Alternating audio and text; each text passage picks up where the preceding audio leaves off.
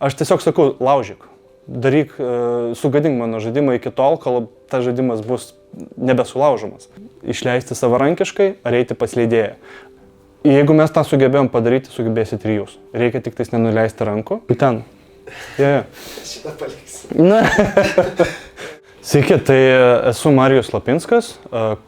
Esu sukūręs 2 stalo žaidimus, tai yra Heated ir Flow.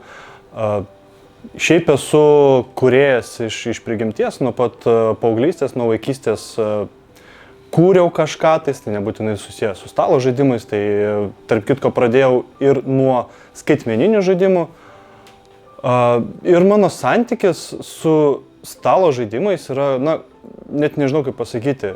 Iš pradžių vaikystėje šiek tiek žaisdavau tiek su pusbroliu Monopoly, tiek ankstesnė ta versija tokia Yu-Gi-Oh kortų, nuo ko realiai, netgi bandžiau šiek tiek pakopijuoti tas kortas ir sukurti savo kažkokią tai žaidimą panašų į Yu-Gi-Oh.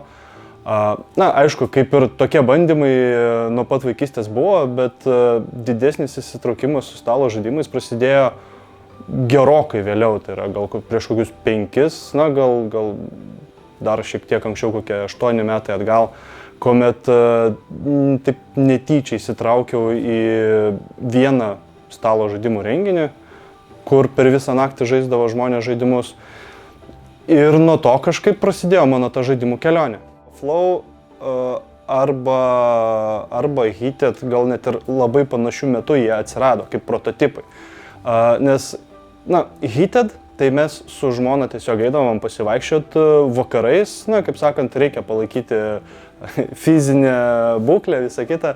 Tai be vaikščiodami kartais sugalvodavom kažkokias tai idėjas, kurias realiai, bandydavom kažkaip išvystyti savo galvose, savo pokalbyje ir taip atsirado Heated. Tai yra, iš pradžių turėjo būti kooperacinis temperatūros kėlimo ir mažinimo, kaip termostato žaidimas, kuomet pats žaidimas kortelių būdu duodamas kažkokius tai atsitiktinius įvykius, atsitiktinės korteles, gadina žaidėjams gyvenimą ir neleidžia jiems pasiekti to laimėjimo kažkokio tais lygio. Ir galiausiai išsivystė į tai, kad kiekvienas žaidėjas bando pas save ant stalo priešai save susidėlioti tą temperatūrą. Visiškai kitaip atrodantis žaidimas Flow tuo metu dar buvo kaip prototipas.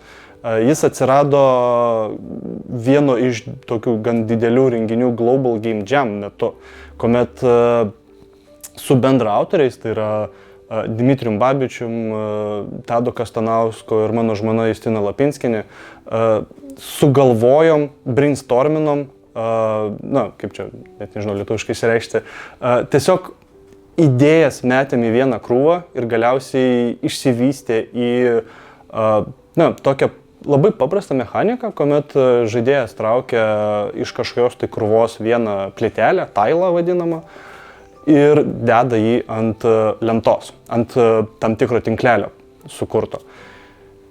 Ta mechanika vienintelė turbūt arba gal kažkiek labai panašiai ir pasiliko iki galutinio produkto. Tai reiškia, mes tą žaidimą kūrėm, atsirado, išėjo, pavadinkim taip, filmas Flow, susikoperavom su Brain Games ir perdarėm žaidimą beveik iš pagrindų. Tai reiškia, palikom pagrindinę mechaniką, pridėjom tai, kas mums atrodė susijęs su filmu, tai, kas tinkamai apipavidalina žaidimą ir suteikė jam kažkokį būdą, objektą, kuris yra panašus ir tapatus su filmu. Tai čia kaip ir 2 tokie skirtingi žaidimai, skirtingų mechanikų, visiškai skiriasi. Vienas kooperatyvus, kitas labiau kovoti su savo draugais, lygiai taip pat kaip ir Monopolis, kur ten šeimas griovė, tai aš nenustebčiau, jeigu ir Heatedas pradės tą daryti. Bet kažkaip išsivystė. Kadangi Flow dėka Tado Kastanausko buvo pristatytas Brain Games ir jie apsiėmė išleisti tą žaidimą mūsų Flow, Pradėjau domėti šiek tiek daugiau apie tos leidėjus, kiek procentų duoda, kokie, na, kaip čia, autoriniai apmokėjimai už to žaidimus ir panašiai. Man asmeniškai pasirodė per mažai. Turbūt dėl to tas toks godumo einamas nusprendžiau, kad ne, Heated aš išleisiu savarankiškai, atrodė gan lengvas žaidimas, vis tiek turėjo, na, pagrindinė idėja turėjo būti tas žaidimas kaip Uno. Ir įpakavimas Uno, ir kortelių dydis, ir visa kita, kuomet aš dar nesupratau nieko, į kokią, kaip sakant, skylę lendu ir visa kita. Tai pagrindinis iššūkis ir šiaip pagrindinis visa ta, kaip čia, problema, su kuria kiekvieną kartą susidurdavau, tai aš nežinodavau, ką daryti toliau. Plius minus turėjau idėją, okei, reikia padaryti dizainą, reikia atspausinti korteles, visą kitą ir o kas toliau, kai nu, kažkaip į parduotuvės gal susitarsiu, vis tiek kažkiek pažįstami, visą kitą. Ir gavosi taip, kad susitarti su dizainerė pavyko, su spaustuvė ne. Viena spaustuvė, na, neminėsim nei vardų, nei pavardžių, kaip sakant, nei pavadinimų. Tiesiog prieš Kalėdas galvojau, bus puikia proga, išleisim žaidimą, viskas bus gerai, prieš Kalėdas bus dar ir tų pardavimų ir visa kita. Ir nusprendė spaustuvę nebeatsakyti. Tai reiškia, na, tas žmogus, su kuriuo komunikavau, tiesiog nei atsiliepė į skambučius, nei kažką atrašo, tylu. Po naujų metų, gal sausio pradžioje ar link vidurio labiau, skambinu, jau atsiliepė, jau galima kažką daryti. 2 savaitės praėjo, vėl nebeatsiliepė. Tai vėl, dėka Tado Kastanausko, iš tikrųjų jį gan daug minėsiu, kalbant apie Heated, nes pakankamai nemažai patarimų davė. Tai dėka Tado Kastanausko susisiekiau su Savas Takas gamykla. Jie turi savo brandą Logis, kurie daro vaikams skirtus stalo žaidimus. Tai vat, susisiekiau su gerbiamu Saulium ir pavyko viską suderinti ir netgi labai greitai atspausinti visas versijas. Tai reiškia nuo kovo mėnesio, ar gal net ir nuo kovo mėnesio iki gegužės 10, kuomet jau vyko PineCon renginys, kuomet ir debiutavo žaidimas per tą renginį, to renginio metu, apie 1,5 mėnesio, 2 mėnesiai plius minus, su visokiais dar ir dizaino pataisimais, lygiai taip pat gerbiamų Sauliaus patarimais, pavyko labai greitai atspausinti, bent jau pirmą dalį tų kopijų, kas iš tikrųjų padėjo judėti į priekį. Tai didžiausias iššūkis ir buvo tas, kad nežinojimas, kaip sakant, atrodo, priešais tave rūkas, dedi koją ir nežinai, ar ten bus skardis, ar lygų, ar duobė nedidelė, o gal kalniukas. Bet žengi, nes reikia žengti, atgal jau nebeisi, jau ir įmonė atidaryta, ir dizainas padarytas, ir pinigai sumokėti. Ir reikia kažkaip pradėti, kažką daryti reikia, tai eini tiesiog ir darai, ir rizikuoji, nes kitokio pasirinkimo nebebuvo. Aš gal netinkamas žmogus duoti patarimus iš tikrųjų, ypač kas yra susijęs su leidimu, labiau aš taip gan subjektyviai galiu pasakyti. Vienintelį, keli tokie patarimai, tai yra pakelt, atsiprašant, užpakalį ir pradėti judėti ir kažką daryti. Nes nieko nedarant, nieko ir nepasieksi. Ta prasme, labai gerą posakį kažkas yra pasakęs, jau net nebeprisimenu kas, tai yra klysta tik tie, kurie kažką daro. O klysti yra gerai, nes kuo tu greičiau sugriūsi, kuo tu greičiau sužlugsi ir žinosi, kurioje vietoje tai įvyko, tu galėsi antrą kartą to išvengti ir daryti geriau. Nes, visą laiką, bedarant žaidimą, lygiai taip pat ir prototipus, bedarant juos, tu supranti, kurioje vietoje padarai klaidą. Ir net ir tą patį žaidimą perdarant iš naujo, tu gali padaryti geresnį produktą. Lygiai taip pat vieną sukūręs, kitą padaryti dar geresnį ir toliau vystyti savo įgūdžius ir tiesiog kažką darant. Antrą kartą bus geriau, trečią kartą dar geriau. Ir tiesiog eiti ir daryti. Kas nori išsileisti savarankiškai, tai išsiaiškinkit, kuo daugiau apie visą tą procesą, kiek įmanoma, bet vis tiek bus tokių niuansų, kurių nežinosit. Nes kiekvieno žmogaus patirtis vis tiek yra skirtinga ir kiekvienas žmogus su skirtingu projektu susiturs su skirtingom problemom. Bet, pagrindiniai tokie etapai būtų nuo idėjos. Tai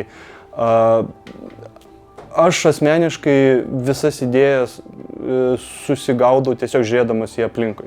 Tai reiškia, tarkim, sėdžiu kamštyje, važiuodamas automobiliu, kad ir iš darbo ar kažkur užstrigęs. O kodėl nesukurt žaidimo apie kamštį? Tiesiog žiūrėt į aplinkui, kažkokią idėją užsikabint ir ją vystyti. Tai nuo idėjos perinam prie prototipų, testuoti su kuo daugiau skirtingų žmonių, bet tuo pačiu darant, sukuriant kitas iteracijas, pasikviesti vėl tuos pačius žmonės ir parodyti, žiūrėk, padariau kitaip, kaip tu galvoji apie tokį variantą. Ir negalvoti, kad tas testuotojas tavo žaidimo, jisai nori tave sumenkinti, nori tavo produktą sumenkinti, tavo žaidimą. Visi duoda patarimus. Ir tavo atsakomybė yra tą patarimą arba priimti ir jį panaudoti savo žaidimui, arba jį atmesti, nes, galbūt tau netinka, galbūt to žaidimo stiliui netinka. Ir tai yra visiškai normalu. Visi žmonės duoda patarimus, nes jiems tai atrodo yra, natūralu, normalu ir taip toliau. Svarbiausia yra neįsižeisti, nes aš lygiai taip pat, kai atėjom su pirmu prototipu, pasiūlė vienokį ir kitokį variantą, dabar jau kolegos pradžioj galvojau, kad tai jums nepatinka mano žaidimas. Kažkaip išsivystė viskas į tai, kad aš ateinu ir sakau, pasakyk, ką nors blogo apie mano žaidimą. Vietoj to, kad pakomentuotų, kas, nežinau kaip čia, kritiką duotų, aš tiesiog sakau, laužyk, daryk, sugadink mano žaidimą iki tol, kol tas žaidimas bus nebesulaužomas.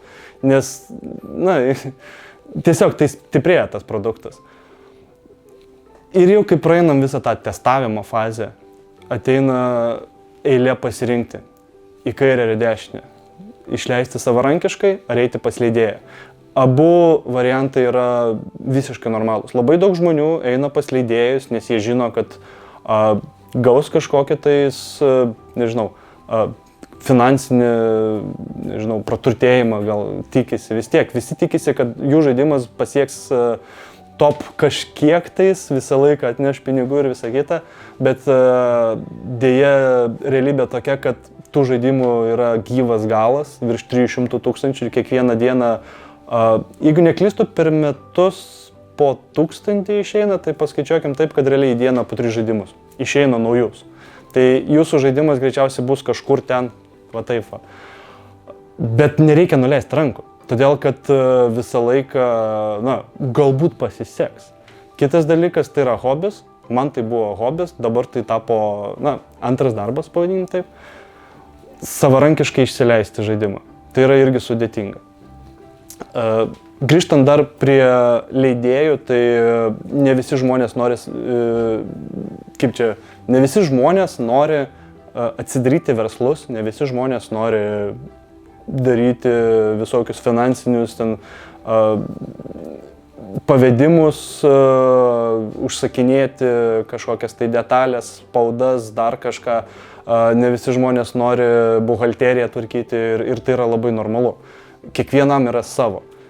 Bet tie, kurie yra šiek tiek nupušę kaip aš, kurie nori savo rankomis kažko pasiekti ir parodyti žmonėm, kad žiūrėkit, aš sugebu ir aš tai darau.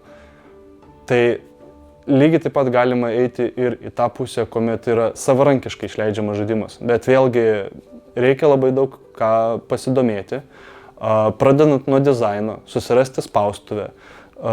Kas nori, gali stoti į GS1 organizaciją, kuomet galėtų tą barkodą susigeneruoti, atsispausinti, reikia reklamuoti savo produktą, nes niekas nematys. Niekas neis ir nesakys, o tu čia kažkokį žaidimą darai. Niekas neieškos.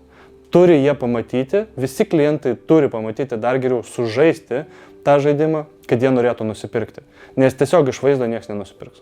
Vieni savarankiškai leidžia savo pinigais mažesnį kiekį, kaip mes įsileidom 500 vienetų, nes mes neturėjom daug pinigų, kiek iš santaupų sugalvojom apie 5, iš pradžių iš tikrųjų norėjom 100, bet paskaičiavom, kad finansiškai labiau apsimoka 500 vienetų spausdinti ir juos išsileisti ir jau beveik nebėra jų. Ir jeigu mes sugebėjom tokį kiekį, mano nuomonė, savarankiškai tokį kiekį parduoti yra didelis pasiekimas. Jeigu mes tą sugebėjom padaryti, sugebėsit ir jūs. Reikia tik tais nenuleisti rankų. Mūsų stalo žaidimų kūrėjų klubas, pavadinimu Prototipas, labai nemažai prisidėjo prie vystymo, prie kūrybos. Čia esame apsistoję kas antrą, tiksliau trečiadienį, Gaming klube žaidžiame.